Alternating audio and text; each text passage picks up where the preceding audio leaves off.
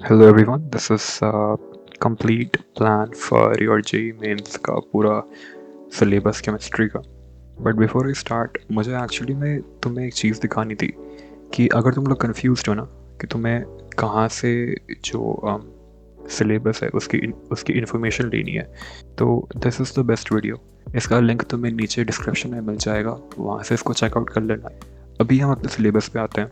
तो अगर मुझे स्टार्ट करना हो with physical chemistry in terms of some basic concepts in chemistry, जो कि बेसिकली मोल कॉन्सेप्ट है। तो मोल कॉन्सेप्ट कहाँ से पढ़ना है? दिस प्लेलिस्ट, ठीक है। ये एक सर है, बहुत ही फेमस टीचर है, तुम इनसे पढ़ सकते हो। और यहाँ से पढ़ने के बाद तुम्हें करना होगा concentration terms. So once again concentration terms, एक सर, तुम यहाँ पे आओगे, तुम्हें ये प्लेलिस्ट मिल जाएगी and this completes your mole concept.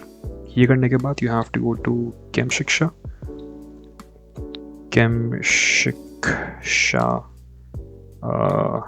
Mole concept. यहाँ पे आओगे, तुम्हें ये वीडियो मिलेगी ना। This video covers all the PYQs of mole concept from 2014 to 2024। But तुम्हें बस 2024 से लेकर 2020 तक का ही देखना है, उसके बाद मत देखना। देखना चाहो तो मत देखना, इट्स अप टू यू, ठीक है। But you actually have to solve all these PYQs। But वो लेक्चर देखने के बाद, आई मीन वो प्लेलिस्ट दोनों कंप्लीट करने के बाद, you have to come and you have to solve all these PYQs, ठीक है। एंड इसके बाहर तुम्हें कुछ भी नहीं पूछा जाएगा। No books are required, no coaching modules, कुछ भी नहीं चाहिए होगा। बस ये PYQs एंड दोस लेक्चर्स, ठीक है। मैं जितना बता रहा हूँ केवल उतना ही करो, उसके बाहर यहाँ वहाँ कुछ मत देखना, इतना काफ़ी है, ठीक है। Next you have atomic structure, and इसको मैं पेयर अप करूँगा विथ थर्मोडायनामिक्स, ठीक है, एंड सॉल्यूशंस। तो solutions, thermodynamics, atomic structure and equilibrium and electrochemistry and chemical kinetics and हाँ, बस ये सब तुम्हें करना है पंकज सर केमिस्ट्री से, ठीक है। ये है उनका चैनल, यहाँ पे जाना and you will actually find each and everything. जैसे कि मुझे अभी चाहिए एटॉमिक स्ट्रक्चर, ठीक है। तो ये देखना, मैं वन शॉट की बात नहीं कर रहा, मैं प्रॉपर लेक्चर सीरीज की बात कर रहा हूँ। ये सब देख लेना। यू माइट थिंक कि भाई तो नीट के लिए है, but no, these are also for JEE mains. वही सेम चीज़ें हैं, ठीक है। And these will actually be very very beneficial. Same चीज़ you have to do with chemical kinetics, ठीक है, या फिर इलेक्ट्रोकेमिस्ट्री। जो भी तुम्हें देखने का मन करे वो तुम यहाँ पे आके सर्च करके just go and watch from his playlist. For electrochemistry, for solutions, I would recommend you to read NCERT also. And वो सब कर लेने के बाद तुम्हें आना है केम शिक्षा पे। Come over here and actually just search for those chapters. And मुझे मिल जाएंगे यहाँ पे, एक सेकंड। ये रहा, ये है थर्मो, ये वाला पार्ट जो कोने में है, ठीक है। ये है केमिकल इक्विलिब्रियम, ये भी तुम इन्हीं से कर लेना, ठीक है।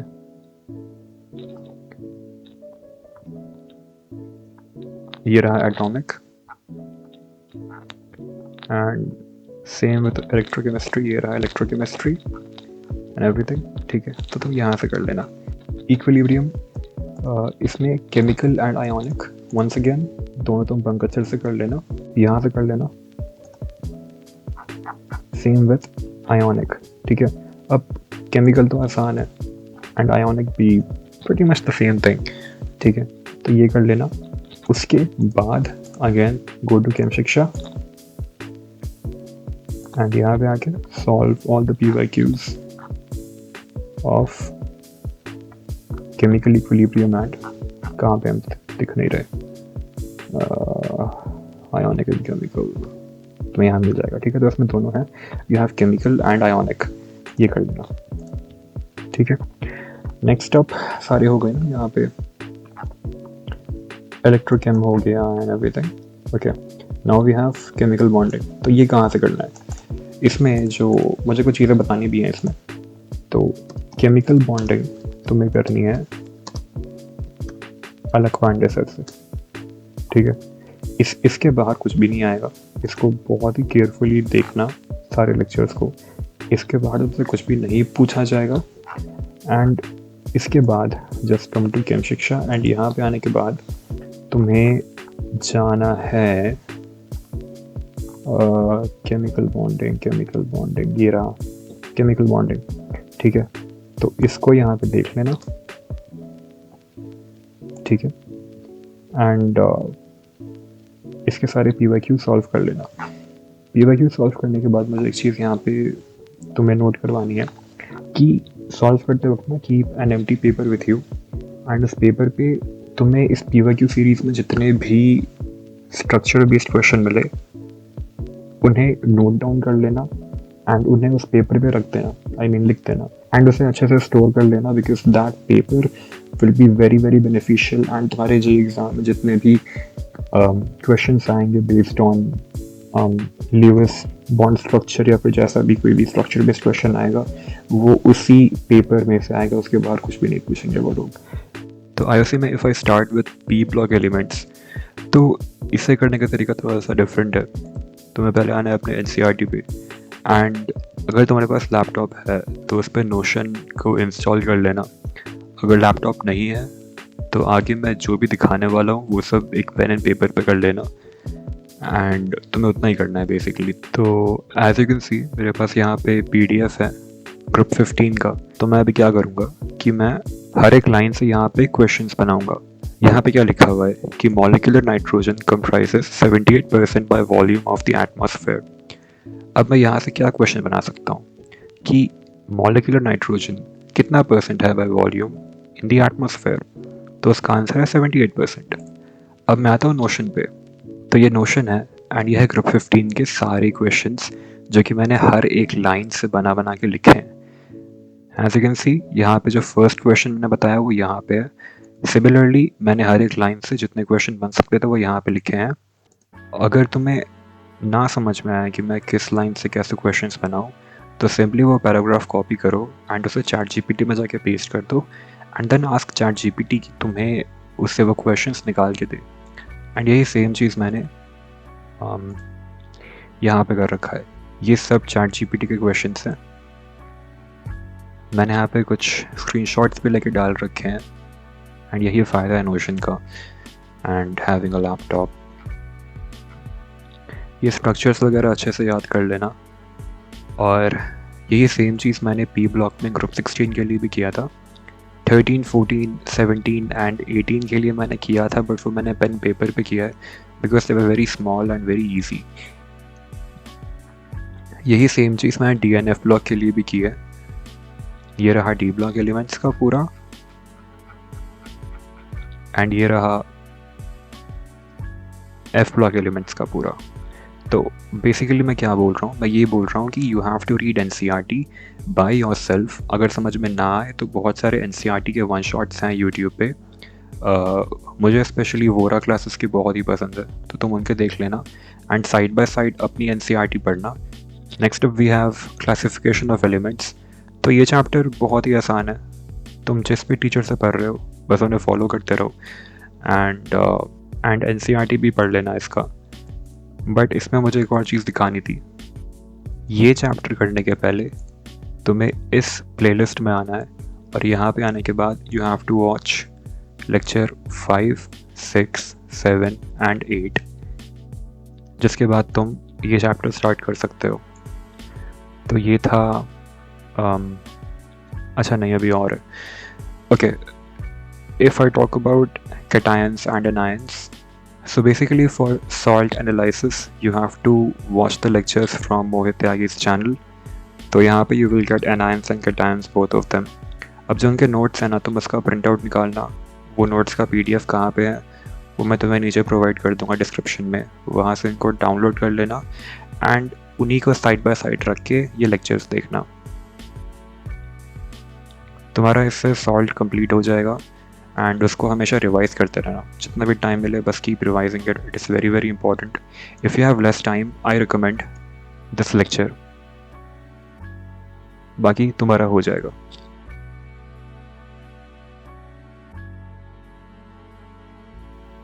तो आई थिंक एक कंसर्न जो कि डी ब्लॉक में रहता है वो ये होता है कि हम याद कैसे करें जितने भी इलेक्ट्रॉनिक कॉन्फ़िगरेशंस हैं डी ब्लॉक में, एफ ब्लॉक में, वो सब याद कैसे करें. तो उसके लिए आई हैव दिस वीडियो, इसका लिंक डिस्क्रिप्शन में होगा. आई थिंक ये by far the best video है on remembering the electronic configurations of D and F block. ठीक है, यहाँ से कर लेना, तुम्हारा बहुत ही बढ़िया से हो जाएगा. So we have covered D block, we have covered P block and I think इतना ही है अभी इसमें. अब आते हैं कोऑर्डिनेशन कंपाउंड्स पे. तो अगर तुम्हें ये करना है, again best source Pankaj sir, ठीक है, उसके बाहर कुछ भी नहीं आएगा, वहीं से पढ़ो एंड पढ़ने के बाद कम टू केम शिक्षा एंड सॉल्व देयर, कहाँ पे है, होगा यहाँ पे एक्चुअल में, मैं देख नहीं पा रहा. ये रहा कोऑर्डिनेशन कंपाउंड्स. ठीक है, तो ये 19 से लेकर 22 तक का है. उसके बाद का भी होगा, मैं कि देखा था, हाँ ये रहा. तो ये कोऑर्डिनेशन कंपाउंड्स. ठीक है, इससे तुम कर लेना एंड तुम्हारा अच्छे से हो जाएगा. नेक्स्ट अप वी हैव, तो इसके लिए क्या है, पंकज सर प्लस केम शिक्षा. ठीक है, नोट्स, वैसे तो इसके नोट्स भी ना मैंने मतलब नोशन पे ही बनाए थे, जो कि यहाँ पे है, ये आइसोमेरिज्म, ये VBD, ये CFSE. But I would recommend कि तुम जैसे बनाते हो पेपर पेन पे वैसे बनाओ. मेरे लिए इनफ था because I have studied this chapter before as well, तो मेरे लिए ईजी था. ठीक है, बाकी मैंने कुछ कुछ फ़ोटोज़ लेके भी यहाँ पे लगाए हुए हैं, तुम यहाँ देख सकते हो. ठीक है, तो ये नोशन था और ये था कोऑर्डिनेशन कंपाउंड्स. ना अगर मैं उसी की बात करूँ तो जो बेस्ट चीज़ मुझे लगती है कि तुम्हारे पास जो टीचर्स हैं उन्हें फॉलो करो. If you don't have any teacher तो SKM सर मैं तुम्हें दिखा देता हूँ. ठीक है, तो तुम यहाँ से इनके वीडियोस को चेकआउट कर सकते हो.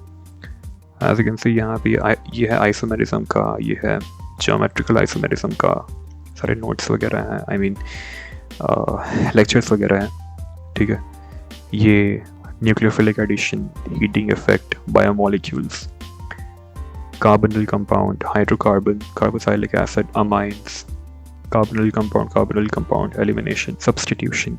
ठीक है, अगर तुम्हें कोई लेक्चर ना मिले तो just search on YouTube SKM sir amines. जैसे कि मुझे अमाइंस इसमें नहीं दिखा, तो अच्छा था क्या, ठीक है था, but I am pretty sure इनके और भी लेक्चर सीरीज़ हैं by some people who have pirated his lectures. ठीक है, अगर तुम्हें ना मिले कोई भी लेक्चर तो you know where to go, right, which application to use. एक और चीज़ जो कि मुझे यहाँ पे ऐड करनी थी वो ये थी कि अगर तुम्हें GOC में एसिडिटी एंड बेसिसिटी वाला पार्ट करना है तो वो SKM सर से मत करना, बिकॉज फ्रॉम माई एक्सपीरियंस वो उन्होंने उतना अच्छे से नहीं करवाया था. So what I would recommend is कि तुम मोहित त्यागी के चैनल पे जाओ एंड वहाँ जाके NS सर की जो एसिडिटी बेसिसिटी वाला पार्ट है वो देख लेना. इस प्लेलिस्ट का लिंक तुम्हें नीचे मिल जाएगा, वहाँ से जाके जो एसिडिटी बेसिसिटी है वो इनसे कर लेना, और बाकी जो भी GOC एंड आइसोमेरिज्म में है वो तुम्हें SKM सर से ही करना है. बस ये वाला पार्ट NS सर से कर लेना.